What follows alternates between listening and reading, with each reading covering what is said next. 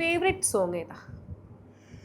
Favourite song ഞാൻ സത്യൻ സാറിൻ്റെ അടുത്ത് പാടിയ സോങ് തന്നെയാണ്. അതെൻ്റെ ഫേവറേറ്റ് സോങ്ങാണ്.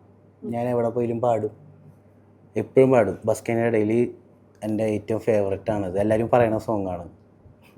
ആ പാട്ട് നമുക്കൊന്ന് പാടി. പാടാം.